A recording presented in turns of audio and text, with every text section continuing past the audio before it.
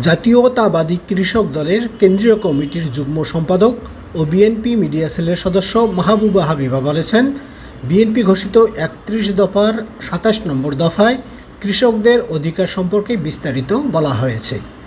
BNP রাষ্ট্র ক্ষমতায় গেলে কৃষকদের ফসলের বীমার ব্যবস্থা করা হবে, দুর্যোগে ফসলের ক্ষতি হলে তারা ক্ষতিপূরণ পাবে, তাদের উৎপাদিত পণ্য কেনার জন্য ইউনিয়ন পর্যায় পর্যন্ত সরকারি ক্রয় কেন্দ্র খোলা হবে। ফার্মার্স কার্ডটা হচ্ছে আমরা একটা ডাটাবেজ তৈরি করব সারা বাংলাদেশে কৃষকদের।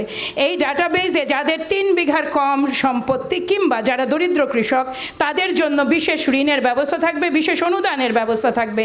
এবং আপনি যে বিষয়ের কৃষকই হন না কেন, আপনার ফসল যেটাই হয় না হোক না কেন, ধান, চাল, মুরগি, পোলট্রি কিংবা মাছ যাই হোক না কেন, সেটার কিন্তু আপনি বিমার সুবিধা পাবেন।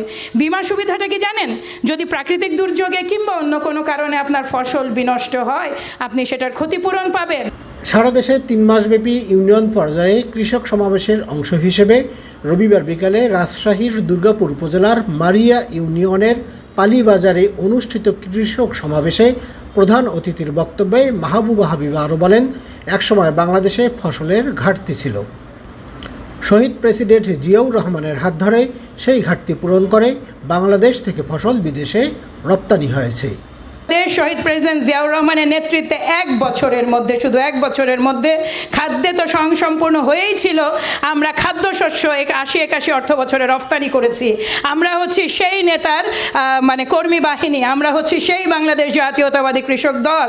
গত ১৭ বছর নানা নির্যাতন সহ্য করে বিএনপি নেতাকর্মীরা যেভাবে মাঠে ছিল, সেভাবে মাঠে থেকে বিএনপি কৃষকদের জন্য কি করেছে আর কি করতে যাচ্ছে, গ্রামগঞ্জের কৃষকদের মাঝে সে আলোচনা করতে দলীয় নেতাকর্মীদের পরামর্শ দেন জাতীয়তাবাদী কৃষক দলের কেন্দ্রীয় কমিটির যুগ্ম সম্পাদক মাহবুবা হাবিবা। এই মুহূর্তে বাংলাদেশ জাতীয়তাবাদী দলের বিভিন্ন অঙ্গ সহযোগী সংগঠনের মধ্যে বাংলাদেশ জাতীয়তাবাদী কৃষক দলের অবস্থান সম্ভবত সবচেয়ে উপরে। এই জায়গাটা ধরে রাখা প্রয়োজন। আমরা যেন আমাদের কৃষক ভাইদের পাশে, যারা মাঠে আছেন তাদের পাশে এই আধুনিক ধ্যান ধারণা বলেন, আধুনিক চিন্তাভাবনা বলেন, আমাদের সর্বোচ্চ শক্তি নিয়ে পাশে থাকতে পারি। মারিয়া ইউনিয়ন কৃষক দলের আহ্বায়ক আসাদুল ইসলামের সভাপতিত্বে সমাবেশে বক্তব্য রাখেন স্থানীয় বিএনপি নেতা আব্দুল হান্নান, এ.কে.এম মুহাইমিনুল হক রেন্টু, আইনাল হক, বজলুর রহমান, হাসানুজ্জামান, আব্দুস সাত্তার, শওকত আলী, আবুল হায়াত প্রমুখ। Saju, NTV news, Rajshahi.